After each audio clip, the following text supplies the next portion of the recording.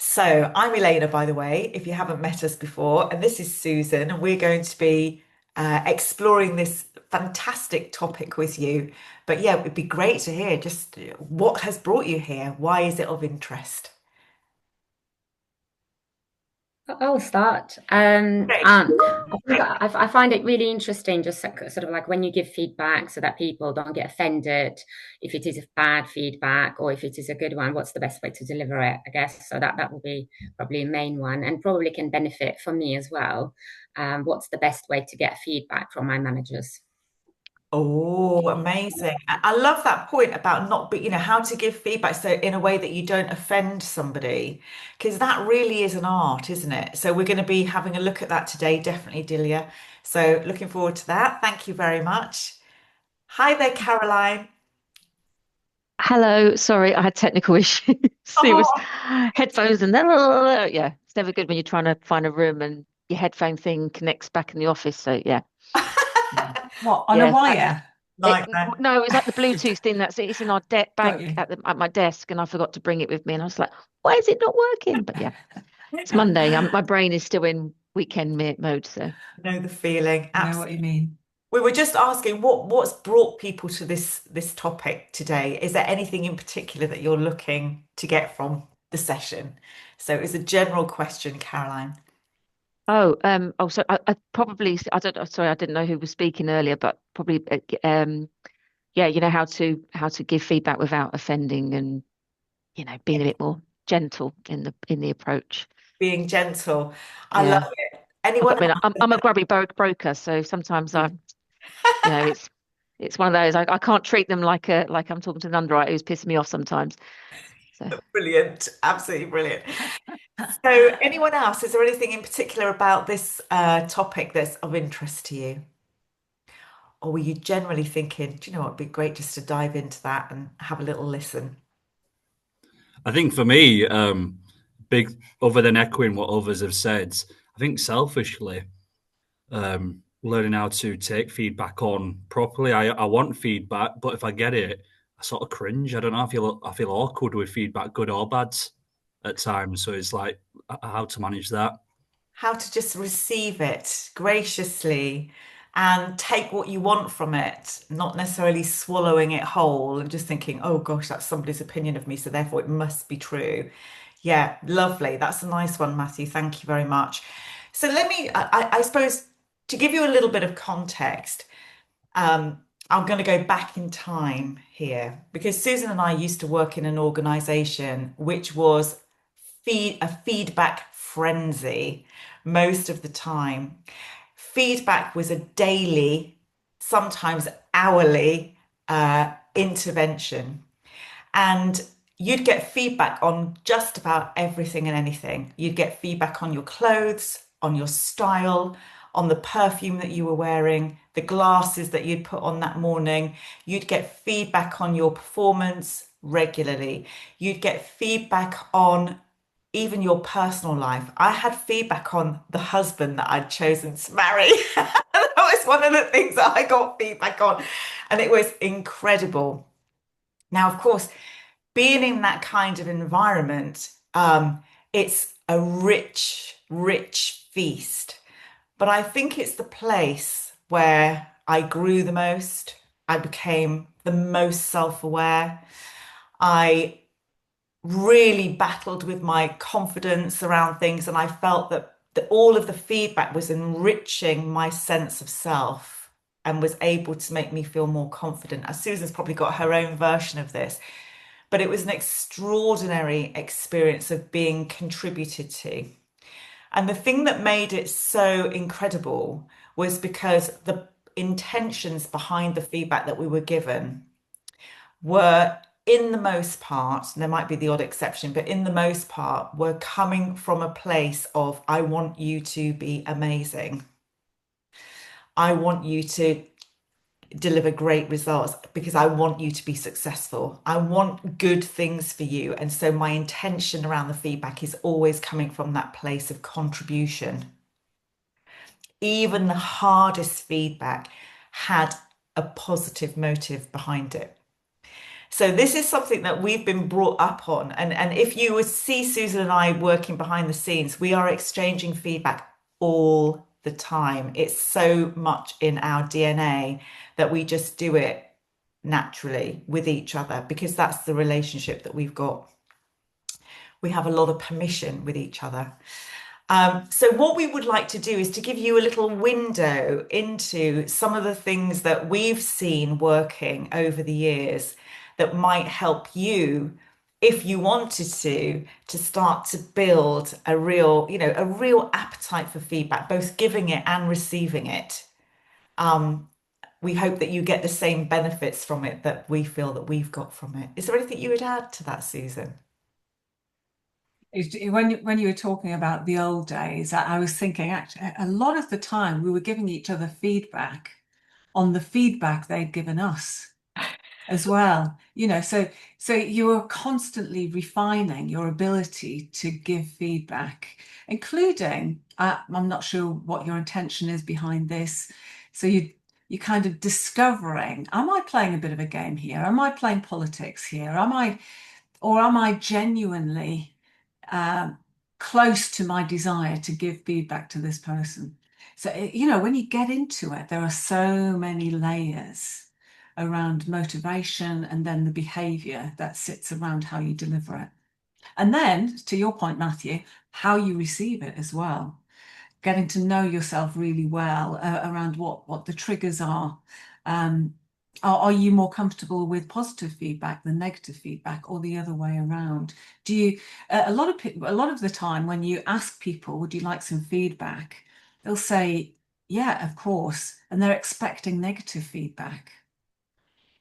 So we've got a lot of beliefs in there as well, which are probably worth having a little think about as we work our way through it. And so in this session, just to let you know, you have complete feedback, permission to give Susan and I feedback. So if there's anything that's going too fast or too slow, or you think I want to spend more time on that, or I don't like the way that she did that, or what, feel free to use this opportunity to practice. And we promise we will be open to whatever you say. So take a risk if you want to. You're more than welcome to do that. The way that this is going to be structured today is that we've got just under 2 hours together. We've got quite a lot of things that we're going to try and build into today's session. We've got a fairly full handout or slide deck to give you at the end of the session. We can send that to you so that you've got a record of everything. And of course, the video is available if you want to go back and look at anything again in more detail. We have got quite a lot of slides, so we're going to be showing some slides, but then we're going to be teeing you up for exercises. So much of today's session is you in conversation with each other around this topic. So I hope that's okay. Hope that you're in a space where you can talk freely with people, and we'll go from there. So is that all right? Do you have any questions before I dive into the topic? Can I just say, I haven't got a question necessarily, but I've got a meeting at 1 o'clock for half an hour. Okay. Am I all right to leave? Am I not going to ruin the sort of the plan where you try to break us down into groups? Well, that's just useful to know, Delia. So Susan's going to organise the groups for us, so she'll bear that in mind. Thank you for letting us know. Thank you. Okay, I'm going to share my slides with you now, and let's start by deep diving into the content. So there's 3 main things that we're going to be looking at in this session. Hopefully you can see that okay. By the way, I can't see you when the slides are on, so shout out if you need me to stop or explain anything. So the 3 things that we're going to be looking at is how feedback becomes a tool for high performance. We're going to look a bit at the psychology of it, what's the ideal ratio of feedback, and how to tackle this thing called negativity bias. Number 2 is we're going to look at giving and receiving feedback. What's your motivation for doing it? How can you navigate that conversation?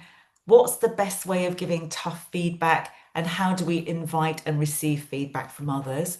And then the 3rd thing, because it's coming up to clear review time, we're going to be looking at how to use feedback more effectively in your clear review processes. So that's the agenda for today. I think it's fair to say that developing this skill is not only a brilliant way to improve motivation and communication, accountability, and get people to grow. It's a tool that becomes one of those that you can use inside the organization, outside the organization, with family and friends. And I think it's been a skill area that both Susan and I would say has served us well over the years in many, many different types of relationship. So it's a real goodie to have in your toolkit of skills. So let's dive into this idea of high performance. I think we've all, I'm just going to stop sharing because I hate not being able to see your faces when I'm working. So I think that what we would say is that you do know when you've been really contributed by feedback, if that makes sense. You get an experience of it, and that's really important. I was thinking about my own versions of clear review over the years, and Susan and I used to work with a wonderful lady called Angela, and she was my manager for about 3 years. And it must have been 35 years ago. I had a one-to-one with her, and I will never forget that one-to-one because it was such an extraordinary experience of being seen, being validated, being appreciated, and being challenged at the same time. It was incredible. I think it lasted about 2.5 hours. But in that time, she had gathered feedback from my co-workers. She had gathered feedback from my clients. She had looked at my performance in a very objective way.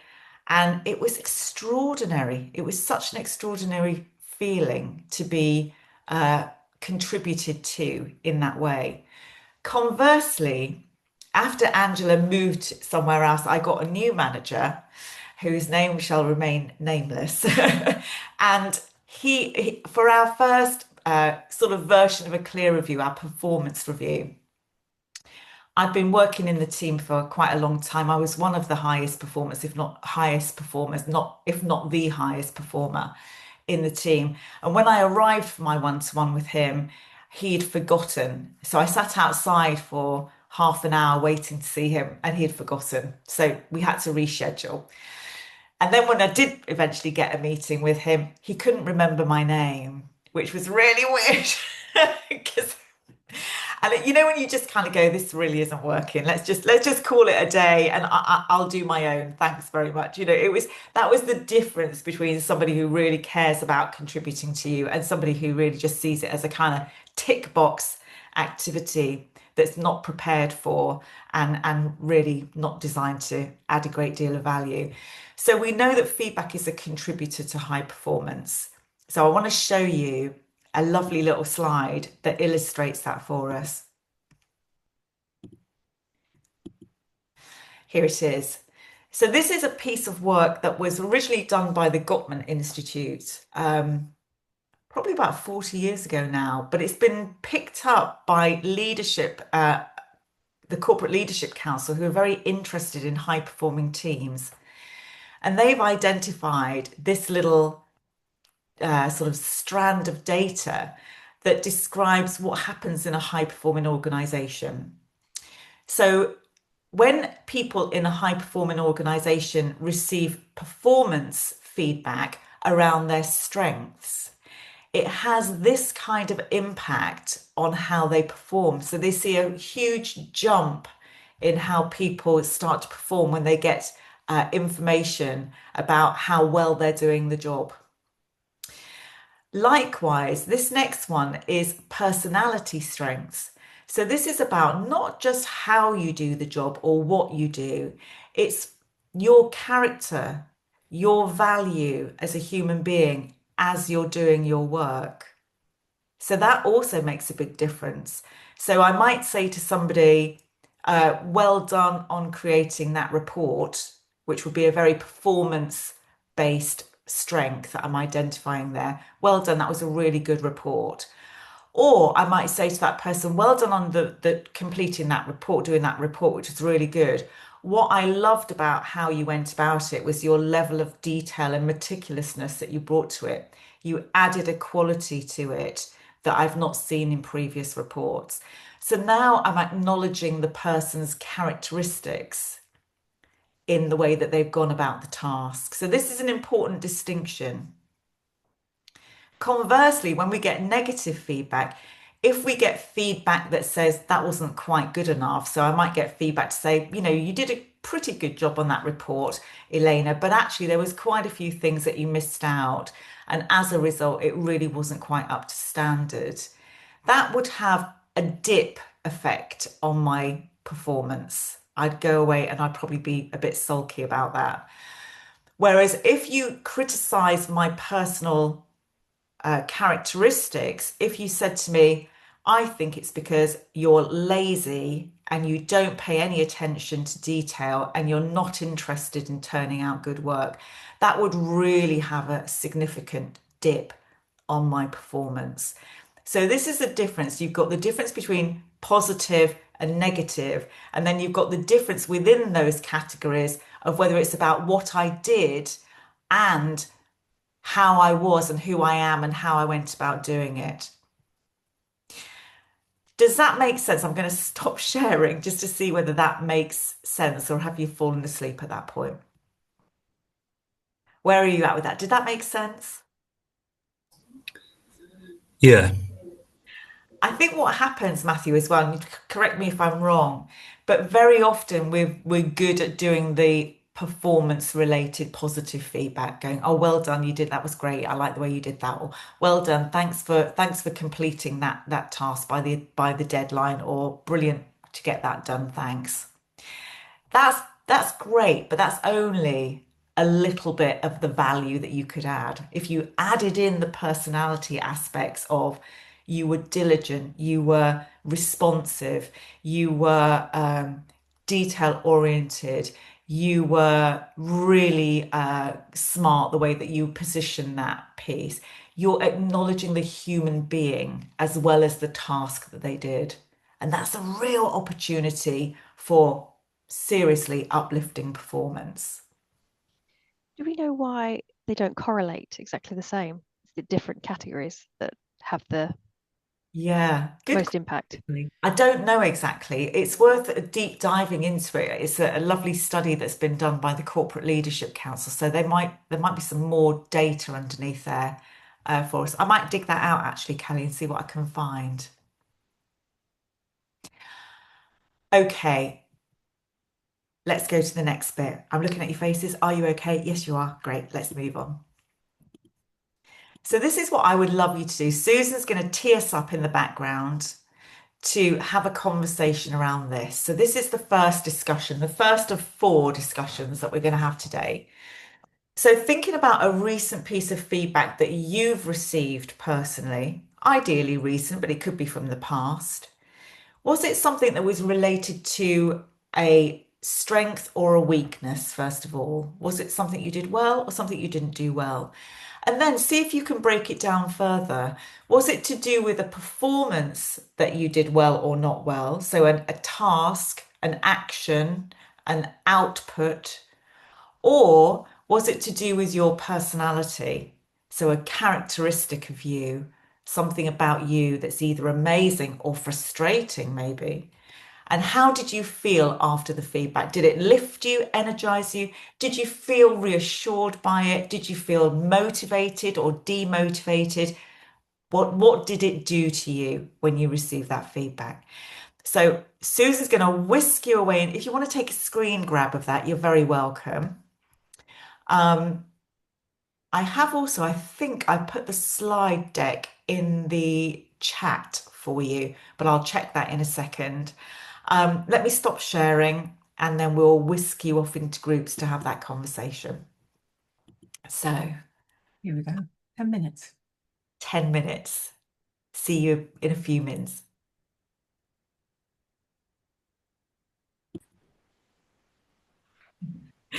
Yes, these are micro conversations, aren't they? There's quite a lot to cover in them. So from that last slide that I showed you, which showed the impact on performance when you give people positive feedback around their performance and their personality characteristics, we can see that that does a great thing for performance. You know, the sort of response that we get sometimes when we're saying this to people is they're like, well, you can't give positive feedback all the time. You know, sometimes we've got to identify an area that's not working. We've got to give people some feedback around that. So, you know, how do we go about doing that?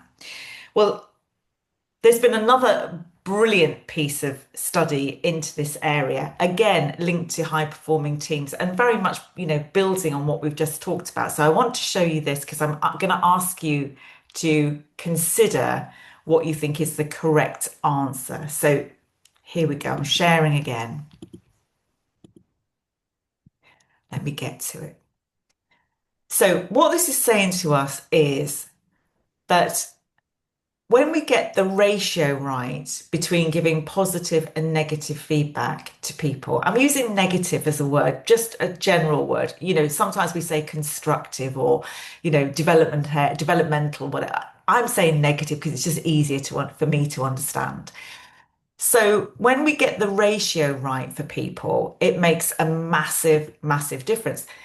In a relationship, when there is a balance, a correct balance of positive and negative feedback, it hugely influences the effectiveness of that relationship and whether it will succeed or fail. So this study has been done and it can be applied to romantic relationships, to our chances of raising happy, healthy, successful children. Callie, that's one for you. It differentiates between high, medium, and low performing teams. So I've given you some options here of what do we think is the ideal ratio? Is it 12 pieces of positive to one negative? Or is it 6 pieces of positive to one negative? Is it equal? One piece of positive and one piece of negative? Or is it one positive to 6 negatives or one positive to 12 negatives?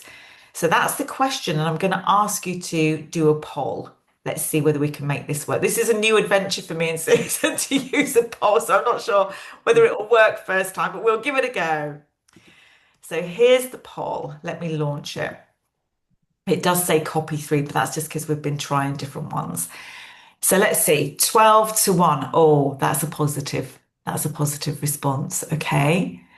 Any others? So 3 people I've got responses for. Eddie, have I got yours? Oh, look at that. Blooming marvelous. That if you've got 6 to 1, let me end that poll and share it with you. Can you see the results, by the way? I don't know what you can see. Who is it that said 12 to 1? Who is it that said 12 to 1? I did. Delia, I love you. That is such a positive slant. Amazing. But you're absolutely right. You're in the right ballpark because it is actually 6 to 1. Well, actually, it's 5.8 to 1, but let's not quibble over 0.2 of a result. This is what's coming out, which is fantastic. It's if you put lots of energy into giving people positive feedback. And positive feedback can be little things like being pleased to see somebody when they walk in the office. That's feedback. It can be laughing when they tell a joke. That's feedback. It can be all sorts. It can be saying hi with energy and positivity in your voice. They're little units that say, I appreciate you, I recognize you, I value you, you're somebody that I rate. So it doesn't have to be sitting down with a full-blown feedback. It's all of these little fragments of positivity build up that 6 to 1 ratio. And when we have got that 6 to 1 ratio in place of lots of warm affect or feeling between us, it can then stand the occasional time when you go, this isn't working. Let's talk about this. In a marriage, that ratio goes up higher. It goes, Delia, it goes more towards your point, 12 to 1, a little bit more. If you've got children, what do you think it is with children to raise happy, healthy, successful, loving kids? What do you reckon the ratio is then? 20 to 1. Yes, exactly. Matthew, you've done this before. No. Good guess.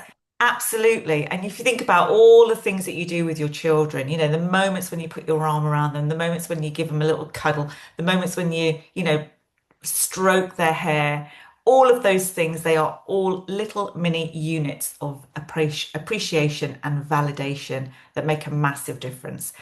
So the difficulty about this ratio is that by nature, we don't tend to look for the positives in people. Would you say that's true? I speak from personal experience. I notice more easily the things that aren't working. When I go into my son's bedroom, believe me, I notice all of the things that aren't working. The clothes on the floor, the dusty corners, the stacked up plates and cutlery hanging around, etc. And the reason that we tend to do that is because by nature, we have something called a negativity bias. That has enabled us to survive for years. It's being able to see something that's not quite right. When we were cavemen, cave women, and we saw a bush wobbling in the distance, our negativity bias zoomed into that to go, actually, that's not right. Maybe there's a bear or a saber-toothed tiger behind that that's going to kill me. So actually, I have to be very mindful of things that don't look quite right. However, we don't need to do that so much these days. So that skill, that negativity bias is no longer serving us as well. So it takes a real discipline to start to look for the positives in people for most of us. I think some people do it naturally. I don't. I've had to develop that muscle that enables me to see what is working here. So see beyond the clutter of my son's bedroom and look for what actually is working. It's hard, but it can be done. So let me go back to is this resonating? Any questions about this so far? Okay, let's go back to the slide deck and see what we've got next for you then. Yes, so there you go. That was the correct answer. This is the bit about negativity bias. So we've got something here, which is some friends of ours who work in the field of positive psychology. They did this exercise in a school in North London, and they showed the following school report. They said to the children, imagine that this is your school report, and you've got to take it home to your parents and show them it. And the question is, what do you think your parents would focus on? Number one. And then if you consider the whole of the conversation, where would the majority of that conversation time be spent? So again, if you want to take a screen grab of that, you can, because I'm going to ask you to consider those two questions next. So if you were going to if your child, let's do it this way, if your child brought home this school report, where would your attention go? And how long would you spend talking about it, that particular thing? So here you go. You've got 10 minutes for this. I'm going to stop sharing again. And Susan's going to whisk us away one more time. 10 minutes. About the activity first. You okay? Makes sense? Great. Good. Here we go. So Susan and I are going to give you a model now, which is designed to navigate a feedback conversation. So let me share it with you. It's a nice, simple one. So you've checked your positive intention. You know you're coming from a good place. So here's the model. And this is going to your point, Steve. Thinking it through, planning what you're going to say is actually quite important. So what we've given you here is two approaches that you can take.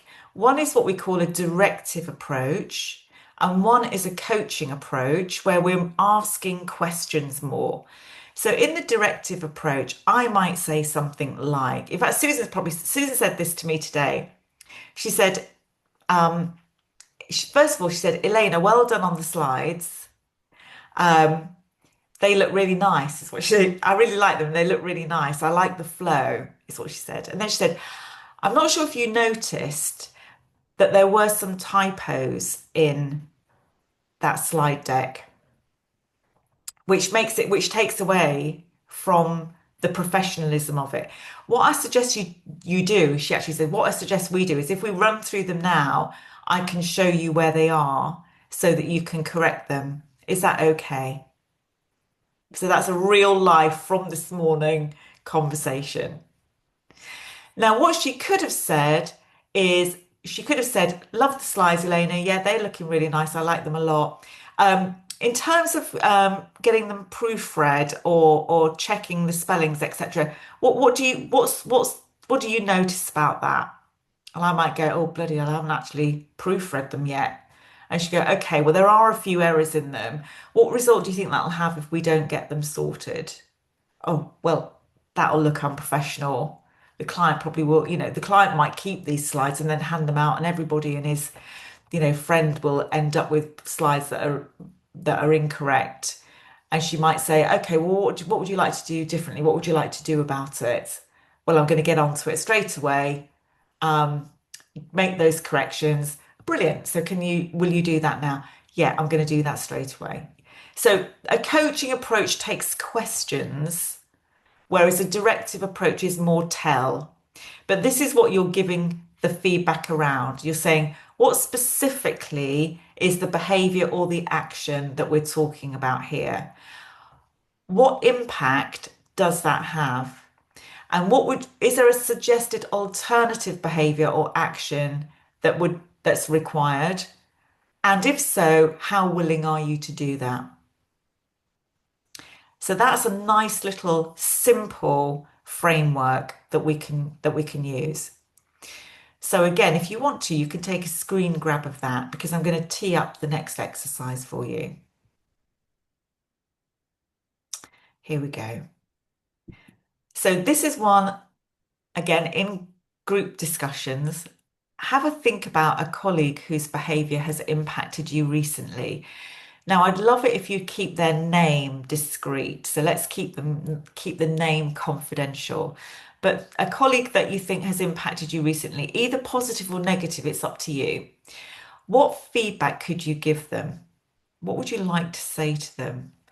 And if you were to use the feedback structure, how might that conversation go? Would you choose a directive approach or would you choose a coaching approach? And what might you say in that conversation? So this is hypothetical. You don't have to go and have this conversation with the individual, although you might want to, it's up to you. But just see whether you can work through a realistic scenario using that model that we've just described to you. Okay, let me stop sharing. Oh, I can't remember how to do. Stop sharing. And then I think Susan is going to whisk you away again into having a chat. Here we go.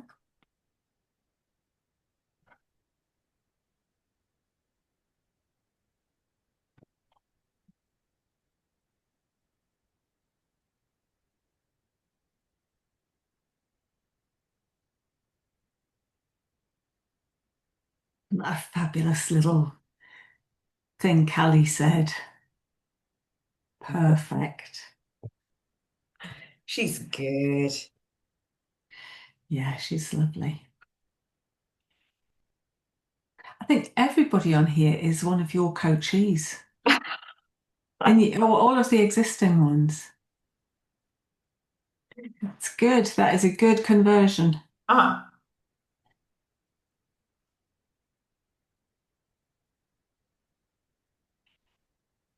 So that was 1310, wasn't it? Yeah.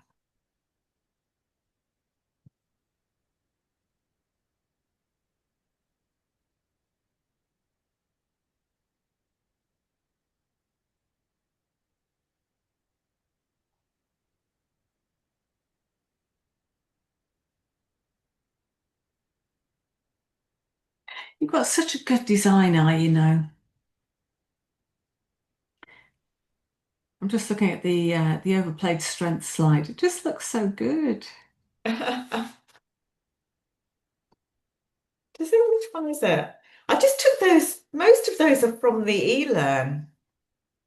We've got an e-learn on feedback. Oh, the photos. Yeah, I take the photos out of Rise now because we've got the license through Rise to use them. Mm.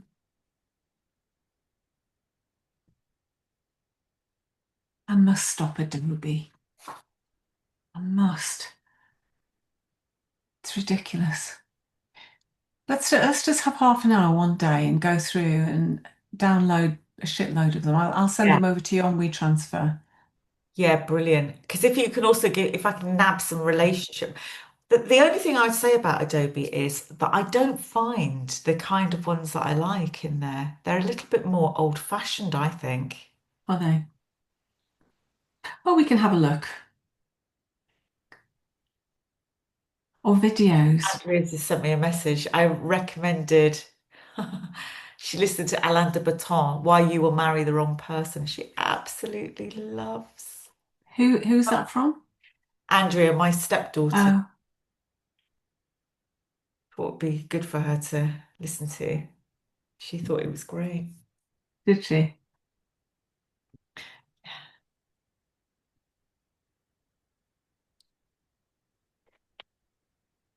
Hee hee hee. Shall we go in? Yeah. Sorry. It's fine.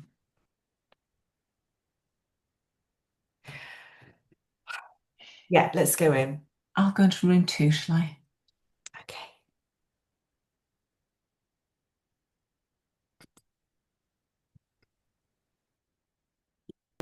As it went pretty much like that. Where was it? Excellent. So we've been talking about that little structure, and in our group, we were saying that you can dance between the directive and the coaching approach. You know, if the coaching approach is not working, then go over to the directive, or and vice versa. I love the fact that Steve described, you know, if you can get the other person, actually, I don't know if it was Steve or it might have been Matthew. Sorry, in our group, one of our lovely people said that if you can't get the answer, you know, if you can't get them engaged, really working through the questions with them can help. And also maybe even teeing people up in advance to say, I'd love to talk about this. And this is, you know, something that I've noticed. Can we discuss it? Just helps to sort of prime people for the conversation. So we're going to move into more constructive feedback now. Dun, dun, dun. You know, hear the music in the background. This is the area that takes a little bit more skill. And we came across in the field of positive psychology that Susan and I have studied. We came across this lovely, lovely concept, which really helps, and it's called overplayed strengths. Has anybody heard that term before? Okay, let me share it with you. I'm going back to the slides now. So, what an overplayed strength is, it's a way to be able to give somebody criticism in a manner that they are more likely to be responsive and open around. It's a helpful way to position criticism because it underneath that principle is a positive intention. So your intention is still good. It's still coming from that constructive place of wanting to make a contribution. And what you're acknowledging in that individual is that there is something really positive beneath their behavior. So I'm going to give you an example. Let me show you. So we're going to introduce you here to lovely Roberta. Roberta is the most, you can see just by looking at her, this is a sassy lady. She's dynamic, she's passionate, she's very, very intelligent and bright. She's quick to make decisions and she likes to get things done. These are the sorts of qualities that Roberta's got that everybody loves. They make her fabulous. They make her very, very successful. But when the pressure's on, Roberta's strengths get ratcheted up so much that they become problematic. So when she's under pressure, all of that drive that she's got turns into single-mindedness and dominating behavior. People start to feel overwhelmed by her. They start to feel railroaded by her. So that makes people want to withdraw. So if Roberta was able to add in sensitivity and collaboration to her incredible list of talents, then just imagine what an extraordinary powerhouse she would be. She'd not only be getting things done, she'd be getting things done with people right beside her, working collaboratively with her. So, in terms of how we might give feedback to somebody like Roberta, what we would want to do is to be able to acknowledge those strengths in her and explain that when those strengths become overplayed, overused, they start to work against her. They start to stop her from getting what she wants. And then we can offer her some constructive feedback. This is what I think you could do, Roberta, to make sure that you keep people with you when you're in these high pressure situations, etc. So the exercise for you now is I want you to imagine that you have got Roberta coming to you in 15 minutes time and you're going to give her some feedback. So how would you context the conversation? How would you position it so that you are warming her up for this feedback rather than putting her hackles up? What could you acknowledge as her underlying strengths?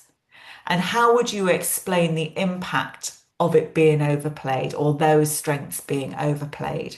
So this is an exercise just to see what you would do with somebody like Roberta. How could you use that idea of the overplayed strength to give her some feedback? So I'm going to stop sharing and we're going to put you once again into groups. So let me do that now. Here we go. I'm going to stop recording. Here we go. So we've talked about the feedback model. We've talked about the idea of the overplayed strength as being one way that you can start to raise more constructive, challenging feedback. And there are lots of other ways. Caroline had a brilliant way as well. So it's just one of the ways that you can do that. What we're going to look at now is when we're receiving feedback ourselves. Can we be role models ourselves for receiving feedback? So that's what we're going to look at next. Here we go.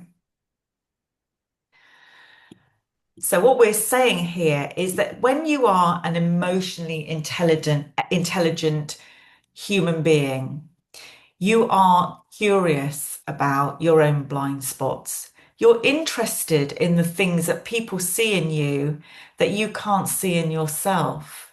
And the only way to illuminate those blind spots is through other people's feedback or through a mirror mechanism. So when I'm leaving to go out in the morning, I do use a mirror to check whether I've got my collar straight or whether I've brushed my hair or, whether one outfit works better than whether I should wear that coat with that dress, etc., etc. I will use an external mechanism to get that feedback. I will look in the mirror. And so what we're inviting you to do is to consider how you can be a role model for receiving feedback, how you can invite feedback from other people, because by role modeling it yourselves, you're adding to your own potential for being a high-performing, brilliant, successful human being, but you're also showing other people how to receive feedback in a way that is graceful and appreciative rather than defensive and reactive. So some of the things that we like to encourage people to do is to set up conversations with a colleague, somebody that you trust, somebody that you get on well with, and to ask them some questions to elicit illuminating those blind spots that you may have. So these are some questions that you could use for that conversation. So you might say, how would you describe my key strengths? When do you see me applying these strengths to the best effect? In what situations do you think I could be I could apply them more proactively? And what impact might that have? And what do you see as my blind spots? What can you see in me that you don't think I see in myself, both in the positive way, but also on a negative side? Do I do stuff that irritates you or other people? If you were going to recommend that I concentrated on something, what would it be? And what would you say I should start or stop or continue when I'm going about my work, etc.? If you had a nice piece of advice for me, what would it be? So these are the sorts of things that you might find interesting to have with a colleague. Let me just stop there for a sec with the slides. What do you think about that idea? Do you do that? Do you invite that kind of feedback from other people? No, sometimes. So how do you get your feedback? How do you know that you're doing a great job? Mine are quite open-ended with no real. Whenever I've said it, it's like, what can I do to sort of help you, or what can I do to improve? It's very much too open-ended, and not really focusing on or letting them or opening up someone to be like challenge who I am, sort of thing. I think it's very much like, don't know, like tick boxing. Like, is there anything I can do? And people just say no. Yeah, so that's a really good point. If we say, is there anything I could do better, or is there any feedback that you give me, then people just go, no. It might mean that we need to change the question. So rather than it being a yes, no answer, I don't know, I'm just thinking off the cuff here, but maybe saying something, when I did that, task last week with you, what would you say were the best parts of that, and what would you say were the worst parts of that? I'm using a what question because that's an open-ended question. So how do you think that went, or where do you think the improvements could have been made in that? They're questions likely to open up a bigger response than saying, did you think I did a good job? Or is there something that you think I could do better? Because the path of least resistance for people is to say, no, no, it's fine. So being really clever with the questions that we ask helps us to understand. Or you could say, I thought I did really well on that bit and that bit and that bit, but honestly, I don't think I did so well on that bit. What do you think? Would you agree? Did you see, or not did, what did you see in that? If I was to ask you for the areas that went well, what would you say they were? So you're using open questions. Make sense? Fab. But proactively going for it. Sorry, Susan, go for it. You speak.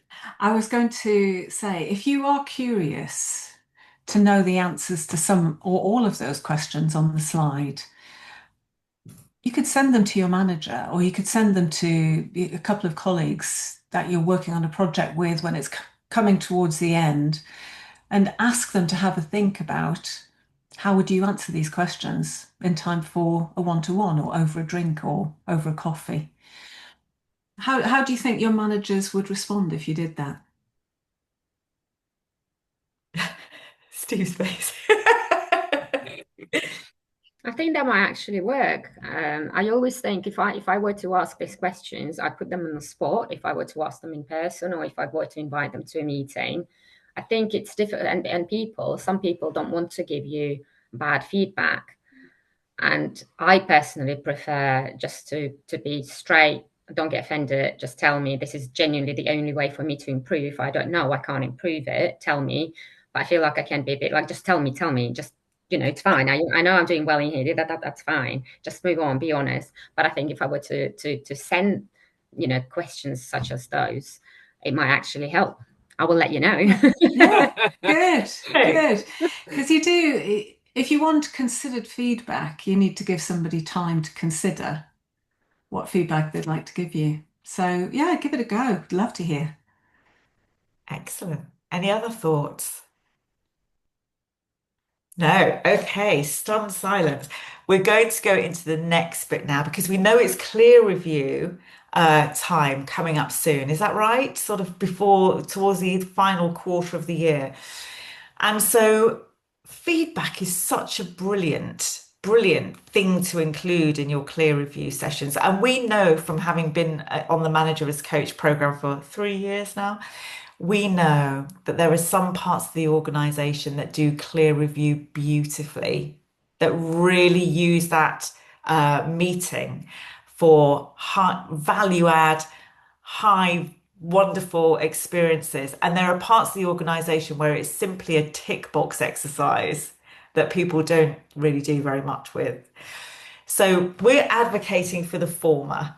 We're saying use your clear reviews to the best ability and actually bring feedback into them. So let me share with you a bit of information around how feedback can help. Yes, are we using clear review to its fullest, most performance enhancing and motivational advantage? Probably not in some areas. So in our opinion, this is what ideally features in a clear review, that there is something related to goals that you've set that are personal development. Oh, I've got a typo on there. I missed that one, Susan. Me too. So it's the second one I've seen. Oh no, goodness me. We'll have to go back and do them again. So yeah, personal development objective. What is it that you would like to be doing next year that you're not doing currently? So hopefully that's the conversation that you were having with yourself a year ago when you were setting the goals. And then you'll be looking at how do my personal development goals really contribute to the team and to the performance of my unit, to my department, to my division, and then how do those goals contribute to the organizational strategy, those pillars of growth, people, and productivity. And in an ideal world, all of those three things are beautifully aligned together, so that when you come to your next clear review session in quarter 4, you can start to give yourself some really accurate feedback against those objectives. So you'll be looking at, reflecting on my clear review goals over the last period. How have I done? And what's my evidence for that? What am I most proud about in terms of my personal growth and my professional contribution? What have I learned about myself in this year? What have I had to overcome in order to achieve these goals? Were there physical barriers, like, for example, I don't know, the office has moved, or emotional barriers, like I hit a real moment of low self-confidence? How did you overcome those things? Taking an objective view, where, if anywhere, did you fall short of expectation? Why did that happen? And how can you use this insight to help you create even better goals and aspirations for the coming year? Looking forward, what are you going to do differently? And how excited do you feel about your future, etc.?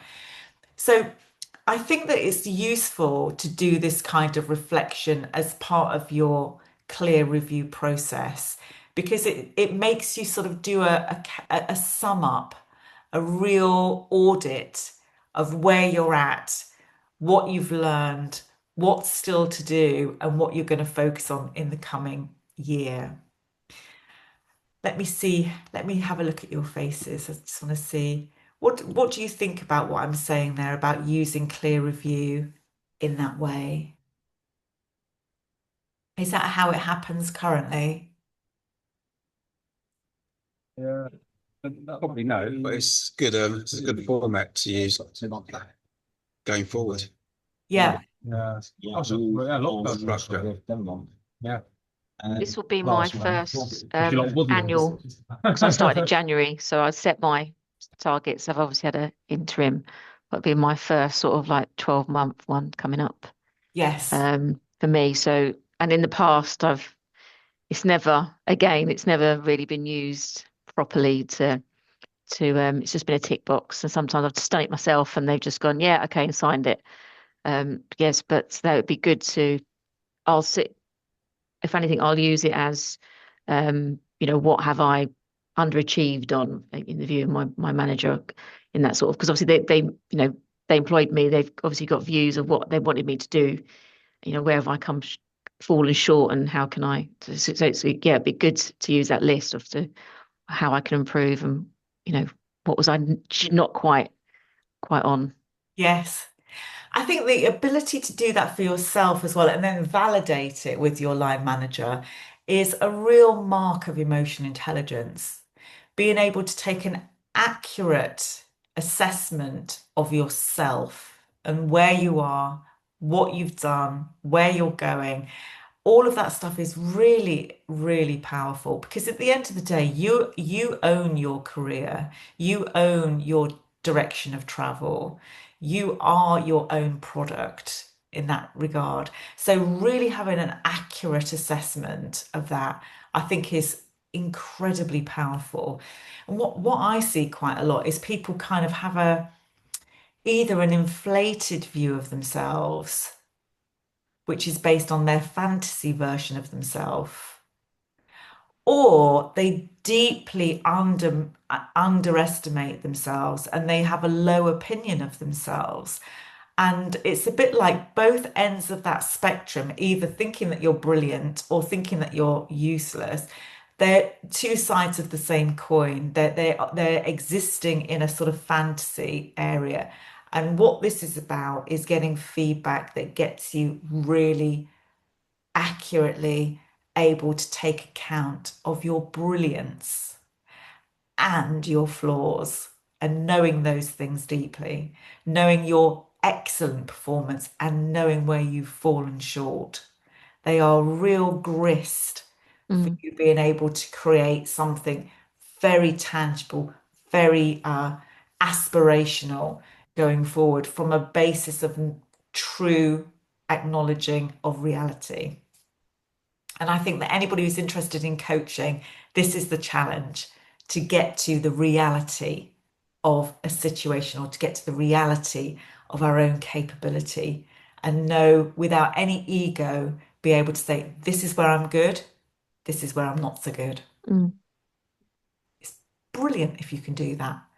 So I guess what we're suggesting here is that feedback, either feedback that you give yourself, feedback that you invite from other people, even if you don't agree with the feedback, it's still useful to get somebody else's perspective, and you can decide whether you think that that's going to be helpful to you or not, or you're going to take it on or not. It's always within your gift to make that decision.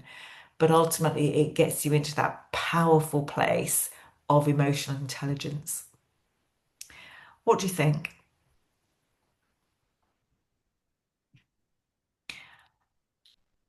Are you okay? Are you still there? Sorry.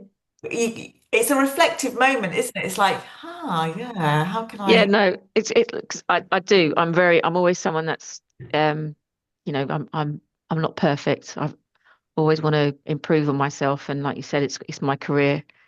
So yeah, as much as for us, it's always like you either win the order or you don't. Sometimes if you won it, but you could still have fallen short, because it's team effort at the end of the day. So it's always good to be aware that, you know, sometimes you've been carried, or sometimes you've carried others. It works both ways. Yes. Oh, that's such a good point, because there's a lot of team goals and team effort in BMS. And it's one of the things that Susan and I, you know, I love it. I love where it's coming from. It's collaborative, it's supportive, but actually underneath that, people can lose a sense of the accuracy of what their contribution really is or not. So by doing this self-reflective work, you can ask yourself those searching questions, can't you? Have I pulled my weight? Or have I given more than anybody else in this relationship or in this team goal that we're working to? So this ability to reflect and ask yourself searching questions and get to your reality is quite helpful. And I think, oh my goodness, we've landed. We've completed everything that we wanted to complete within the time that we've got. So, well, quickly, feedback from you. How's it been? We don't normally do these kind of sessions, so it's a bit, we'd love your feedback. Any thoughts or reflections? I'm getting ushered out the room, so I'll put mine in. I've just had someone come in. Really good session. The feedback. I've already started writing notes and I've sent it across to others for things. It's something I really want to improve on further. And someone said something earlier. I think I wrote it down. I really liked it. Taking the strengths and focusing to the weak areas. So when someone used my daughter's Spanish as an example, like what energy do you take into Spanish that you could take into English? I love that way of thinking of it. So I've got her tonight and she's going to be my little hamster. Fantastic. Well, lovely to see you, Matthew. Thanks very much for coming along. Take care. Thank you. See you. Bye for now. Excellent. So I think it's been okay. Do let us know if there's anything that you think that we could do differently, because we've got another one of these coming up on the 27th of October, where we're going to be doing something similar for goal setting, which is another fascinating, deeply psychological area, a skill area. So do join us for that one if you'd like to. But if you have any feedback about what we could do differently to improve it, that will help us for next time. So on that note, thank you so much. Lovely to see you. Lovely to meet you, Eddie. Lovely to meet you, Elaina. And we hopefully will see you in October if you'd like to join us for the next one. I'll see you guys later this week. Yeah. See you later. See you Thursday. Take care. Bye all. Bye.